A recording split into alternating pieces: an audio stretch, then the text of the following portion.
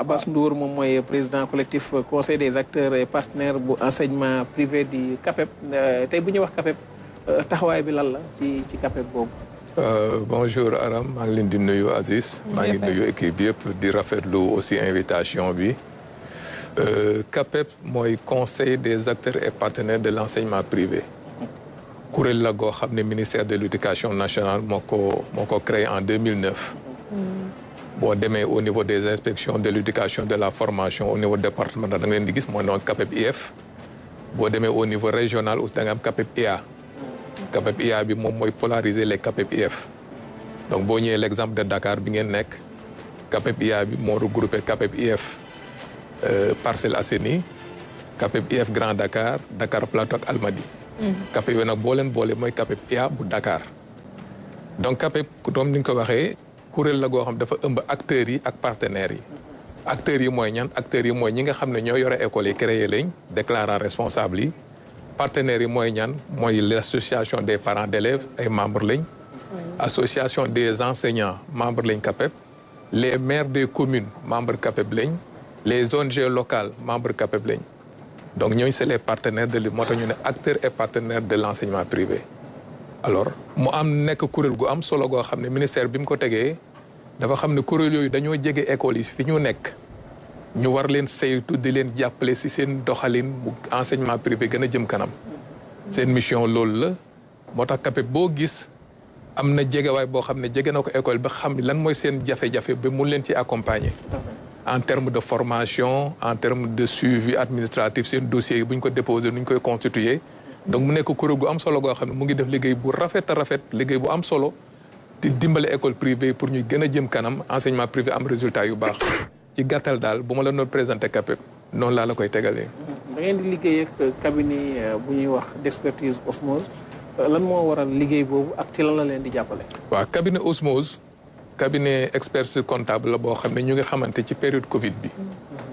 parce que période Covid ñëpp ñu ngi koy fàttaliku mu nekkoon moment yu difficile boo xam ne cabinet bi borom cabinet bi papaam dafa amoon école privée Guédiawaye. donc suñ xamante si loolu la jóge mu xamoon tuuti familial ak environnement scolaire xam jafe-jafe yu nekkee bi ñu waxtaanee nag mu ne am na proposition mun nañu koy defar pour accompagner privé yi ñu jóge benn étape jëm benn étape. si noonu lañ def ba si Covid bi am na benn fonds de relance bu état bi tegoon pour accompagner les entreprises exploitées. malheureusement école privée yu néew ñoom ñoo bénéficier si fonds boobu. lan moo tax parce que école dañoo formaliser wuute woon. donc si gis-gis boobu nag lañ ne léegi li ñu war a def mooy ñu teg benn programme boo xam dañuy accompagner école yi vers la formalisation. cabinet bi nag comme bras technique lañ ko jëlee par rapport à ce programme novateur boo xam école privée CAPEP bi teg nañ ko pour programme bu ñu ko songee daal école privée yi ñu dem vers la formalisation administrative la formalisation comptable fiscale et sociale. cabinet bi moo ñuy accompagner programme boobu. njëriñ bi lan la ci école bi lan la ciy tiré comme njëriñ bu fekkee accompagner ngeen leen ci li ngay wax. muy formalisation. école bu dugg si formalisation tu as tout à gagner. juste rappeler ne école yi ma wax leen degré d'évolution école dafa am école yoo xam ne récépissé de dépôt la ñuy am. ok mooy yow bugg nga ubbi école constitué nga dossier bi déposé ko au niveau de l'IA dañ lay jox benn papier bu ne mën nga dem commencer liggéey. école yooyu mooy premier échelon bi récépissé de dépôt. dossier boobu nga déposé. dañ koy jëlee IF yóbbu ko IA. inspection d'académie. jóge ko IA yóbbu ko ministère de l'éducation nationale. division enseignement privé jël dossier bi saytu ko. commandité benn enquête boo xam ne daf koy yóbbu ci inspection bi polariser école bi. inspecteurs yi ñëw visiter école bi def seen rapport. xool ndax njàngalekat yi ñu fa jël répondre nañ aux normes. école bi. cadre bi baax na conditions yi remplir nga ko ñu def benn rapport envoyé waat ko rapport bu dee baax na lañ lay jox autorisation école bi am numéro d'autorisation. beneen échelon bi mooy école yi am reconnaissance. école yi am reconnaissance mooy école yi nga xam ne affilié nañ seen personnel. IPRES ñu ngi fay impôt ñu ngi fay caisse sécurité sociale respect nañ conditions yëpp école yooyu day fay permettre nga déposer dossier pour am reconnaissance. école bu am reconnaissance mooy école bi nga xam ne état bi daf lay subventionné annuellement da ngay jot xaalis. donc bu formalisé wul du mën a jot. du jot xaalis. donc boo xoolee école yi formalisé wul ñoom ñoo ëpp boo xoolee plus de 90% écoles yi formalisé wuñ. ñàkk xam la.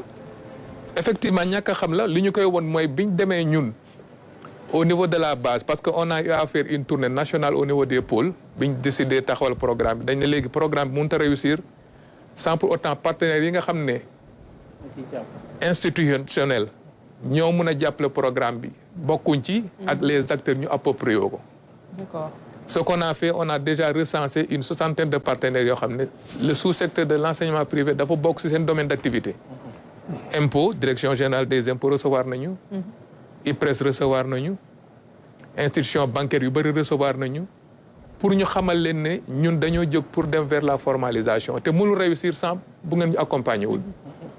ñoom ñëpp ñu jox ñu seen accord boo xam ne gis nga document bi nii c'est les rencontres que nous avons eues qui c'est avec la direction générale des impôts et domaines. waa FONGIP ñoo ñëpp recevoir nañ ñu pour won leen ne ñoom programme bu mel nii gisuñ lu ko gën. gis nga même les propos du directeur général des impôts et domaines mu ne un programme pareil je n'en ai jamais vu. Oui. parce que ay acteurs yu décidé ñun dañ bugg a dem vers la formalisation je crois que c'est une première. au contraire état mooy ñëw obligé la ngeen formaliser mais ñun ñoo décidé dem vers la formalisation. donc mu nekk loo xam ne aussi partenaires yi nga xam ne suñ bokkee ci programme bi daf ñuy dimbale pour mu réussir ñoom ñëpp joxe nañ seen accompagnement. IPRES impôt banque yëpp wax naa ko. mais les acteurs à la base que sont les déclarants responsables ce qu'on a fait dañ ne foog ñu dem fekk leen expliquer leen programme bi lan lañ ci mën a gagner ñoom ñu xam réellement programme bu ñu ko dérouler lan intérêt lañ ci am. on a rencontré les acteurs à la base au niveau des CAPEP. premier CAPEP bi njëkk a dem c'est le CAPEP de Kër Massar qui a plus de 525 écoles privées. Ah oui. Ah oui. Kër Massar. mu ngi image bi mu ngi foofu ci document bi mooy premier CAPEP bi ñu rencontré. bi ñu demee ñu expliquer leen programme bi lan moo tax ñu def ko ñoom ban intérêt lañ am pour bokk ci programme bi mais aussi cabinet bi exposé programme bi moom naka la fas yéene accompagner leen. une petite anecdote bi ñu paree exposition bi dafa am benn vieux déclarant il a près de 70 ans dafa jóg mu ne man xam maa ngi doog a xam ne yor naa lépp ba mu des école. parce que comme li nga wax manque d'information parce que école yi liñ tàmm. boo amee sa autorisation rek pour yow pare nga. xamuñ ne école dafa war a formaliser comme entreprise. boo amee autorisation ñu jox la rek pour yow pare nga. or dañ xamul ne école dafa war a formaliser comme entreprise. donc voilà donc très bien da nga war a affilier sa personnel bi IPRES. ngay fay impôt. respecter conditions yi. biñ paree ñu ne léegi. Sénégal dañ koy découper en pôle ñu découper Sénégal en 4 pôles. pôle bu ne ñu regrouper CAPEP yi nga xam ne dañ nekk ci proximité bi. ñu dem Thiès regrouper les CAPEP de Mbour Thiès ak environ yooyu. on a fait une journée de partage expliquer leen programme bi. biñ paree ñu dem Saint-Louis ça regroupé en termes académique académie mooy région Louga Saint-Louis Podor Matam Dagana. D'accord. on les a expliqués. Pôle Nord, très bien. Nous jóge fa dem Kaolack, c'est le pôle centre-est qui regroupait Kaffrine en termes de région, Kaolack, Tamba, Fatick. On les a rencontrés, on a partagé la journée. Et on a terminé par Ziguinchor, le pôle sud, qui regroupait Sédhiou, Kolda et Ziguinchor. Mais loolu aussi li may expliquer APIX bi ñu recevoir en audience bi ñu expliquer leen programme proposer leen ko. APIX dafa détaché conseil technique directeur général tournée yi ñu def yëpp dañu accompagner. pour montrer ñoom ils ont compris la dimension du programme. les partenaires à la base aussi li nga wax léegi boo leen waxee dañoo xam ne ñoom ils veulent mais ils n'ont pas la bonne information. donc le programme est venu à son heure pour les écoles de passer d'un point A à un point B. formalisation on a tout à gagner. une école formalisée da ngay prétendre dem vers la reconnaissance. Wow. Parce que tant que formalisé, on a un dossier de reconnaissance. Bon, amour reconnaissance, école locale n'est pas subventionnée. Ça, c'est un. Deuxièmement, les partenaires financiers que nous avons rencontrés, ils nous ont dit qu'ils veulent accompagner les écoles. Ils veulent dimbaler les écoles, mais ils n'ont pas l'information, la bonne information financière. École d'une tenue comptabilité régulière, les écoles se gèrent autrement. Voilà. Et il y a des fonds qui sont disponibles pour accompagner l'éducation. Oui. Mais ce qui manque pour ces institutions financières, c'est la formalisation, c'est l'information financière. Il y a des gens qui permettent que l'école puisse accompagner. Oui. Li Aram wax sank ñak xam bi moy waral ñu baña formaliser wala dañuy na dem rek. Ñaari cas mo ci am. Am na ñoo xam ils n'ont pas d'information. la preuve bi ñu commencé il y a beaucoup qui se sont inscrits dans le programme am na ñenn ñoo xam dañoo ragal dem vers la formalisation pourquoi parce que da ngay ne man awma assise financière bu ma permettre ma inscrire suma enseignants yi donc ils préfèrent travailler comme ça mais ils sont dans la clandestinité.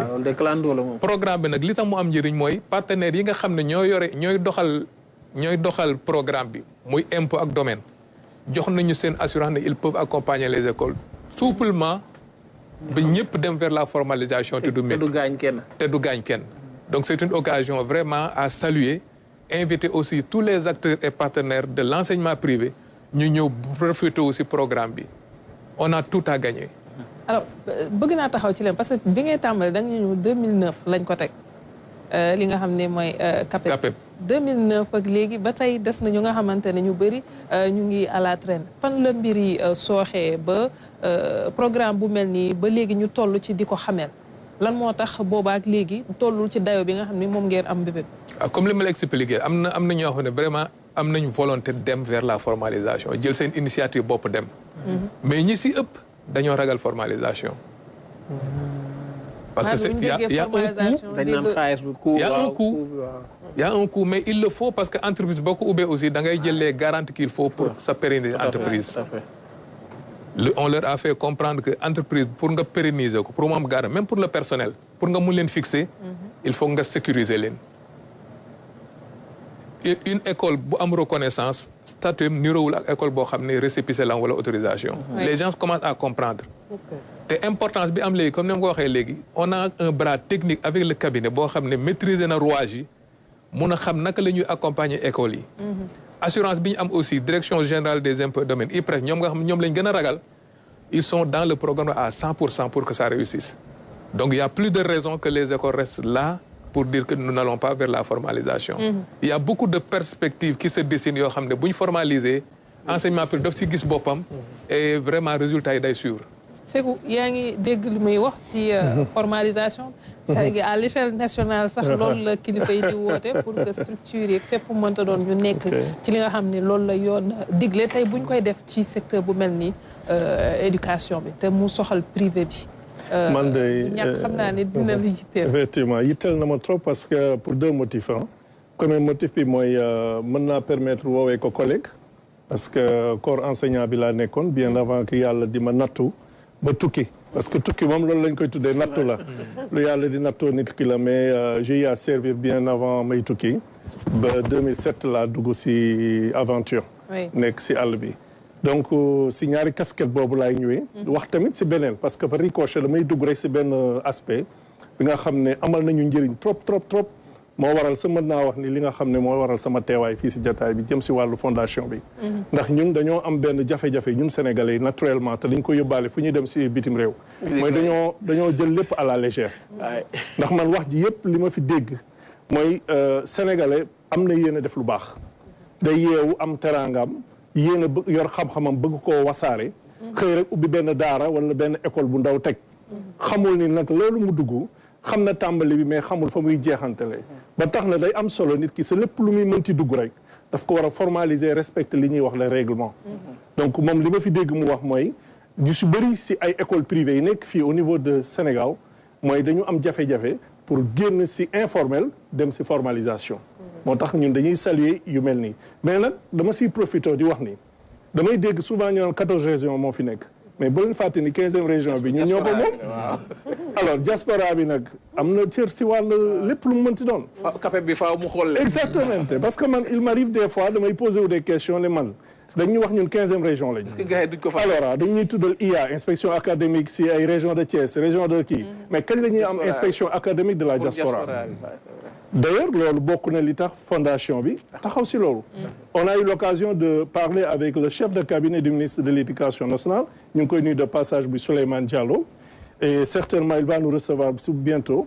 on a prévu pour régler ces questions-là au niveau de la fondation parce que Italie par exemple dëkk la boo xam ni à l'instar de la Guinée-Bissau de la Gambie duñu jàng français suñu doom yi nekk foofu war a jàng nan la ñuy def pour jàng wala nan la ñu mën a def ba nga xam ni seen jàng ba ñuy jàng dinañ mën a reconnaître seen i diplôme fii wala diplôme Sénégal ñu mën ko reconnaître Italie moo tax au niveau de la fondation il y a un département boo xam ne inclusion sociale lañ koy tuddee bi nga xam ne suñu tonton Mbaye Thiam moo ko yor certainement dinañ ci gën a dugg pour ne pas ma yaatal mais rek di rafetlu vraiment taxawaay bi di la encourager di la wax ni la certainement l'occasion nous sera donnée pour que ñu collaborer avec la fondation dont j'aurai l'occasion pour mieux développer pour nit ñi gën a comprendre li ñuy def nii voilà merci waaw 15e région bi waaw c'est intéressant parce que li mu wax ni lu am important la parce que comme ni mu ko waxee doomu Sénégal yi dañoo nekk fu ne ci réew yi donc war na mën a am ay possibilités yoo xam ne comme li nga wax jàng français mais bu ñu demee italien la ñuy jàng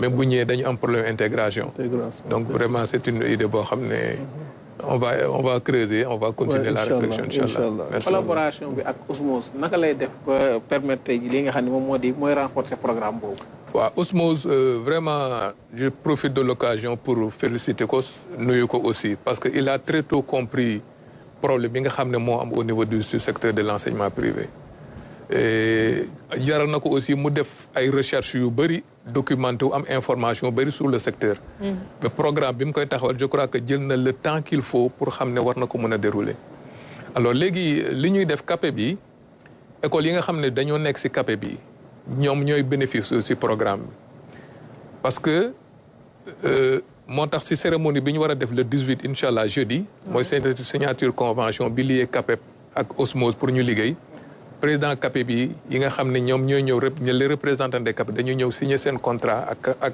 cabinet bi mu permettre école boo xam ne ci CAPEB boobu nga ne pour nga bokk ci programme bi CAPEB moom la moo lay polariser pour nga bokk ci donc accompagnement bi ci CAPEB bi lañ koy jaaralee pour woon aussi njëriñ bi nga xam ne CAPEB am nañ ko donc boo jëlee CAPEB dooleel ko boo jëlee CAPEB bu mel ni Guédiawaye école bu nekk Guédiawaye privé bu nga bokk ci programme bi da ngay aw ci CAPEB bi mu boole la cabinet bi cabinet bi nag vraiment defal nañu propos discuter nañ ba trouver nañ place de convergence yoo xam ne accompagnement souple lay ne boo xam ne vraiment école dinañ jógee ci informel bi may wax dans le cadre entreprise dem vers le côté formel donc le cabinet s'est entouré de vraiment de tous les moyens possibles pour que mu nekk un programme qui va réussir. volet digitalisation bi ndax bokk na ci liggéey bi ngeen def. bokk na ci liggéey bi parce que ADP me recevoir nañu. ñoom am nañu benn programme dañoo am nañ benn convention tripartite boo xam ne CAPEB mi tooguñu de. waaw ADP me recevoir nañu. on a eu une séance de travail boo xam ne ñoom ils sont prêts à nous accompagner. ci vers la digitalisation. donc là aussi occasion rêve la am na partenaire boo xam ne sax daf ne cabinet bi école yi pour ñu bokk ci programme bi lan lañ soxla. mu ne ko lim école yi soxla mooy ordinateur imprimante ak connexion. partenaire bi ne je suis prêt à payer 1000 2000 ordinateurs pour jox ko école yi ñuy fay dans des conditions souples. mais Abass di ngeen leen former après. parce que ñëpp a mën a jëfandikoo machine. non dañ leen di former actuellement on a des partenaires yoo xam ne sax dans les écoles am nañ un programme boo xam ne programme installation salle informatique la. actuellement de commencer depuis daaw école yi ñu ngi installé ay salle on a un partenaire qui les accompagne depuis daaw école mooy ñëw mooy partenaire mooy ñëw installer salle bi andi formateur di former les enseignants ak élèves yi. tey jii message bi lan la jëm ci directeur d'école yi surtout ci ñu bokk ci programme bi. message bi may lancé daal suma bopp laa koy commencé di koy lancé ñëpp parce que enseignement privé ñëpp xam nañ ne am na jafe-jafe yu bëri. donc li c'est une occasion rêvée boo xam ne j'invite tous les déclarants responsables d'école ñu rapprocher CAPEB yi pour avoir la bonne information pour mën a bokk ci programme bi. commencé guñ signé guñ convention officielle bi mais gis nañ ne école yu bëri ñu ngi commencé signer seen adhésion pour programme bi. d'ailleurs jeudi le 18 bi il y a beaucoup de CAPEB des régions qui seront à Dakar démb li ñu recensé ci président CAPEB yi jógee à l'intérieur du pays une vingtaine. de présidents CAPEB départementaux qui seront là. donc c'est une occasion je lance un appel à tous les déclarants ñu xam ne formalisation wala c'est venu à son heure. na si ñëpp profiter nga xam ne au bout de 1 an 2 ans bu ñu évoluer dañuy xam ne nombre écoles yi ñoo formaliser mu permettre leen ay perspectives yu bëri yoo xam ne dinañ mën a jëmale seen liggéey kanam. ndaje mi kañ la alxames. alxames la jeudi Théâtre Daniel Sorano à 9h. waaw président CAPEB bi dinañ leen invité. CAPEB IAI aussi dinañ leen invité. mais aussi suñ partenaires yi nga xam ne diaspora c'est l'occasion monsieur je vous invite vraiment ngeen ñëw assister pour découvrir et jeter les bases peut-être d'un partenariat comme ni nga koy waxee jërëjëf merci beaucoup Abass Ndour ñu jàll ci rubrique littérature ak Mame Diawar léegi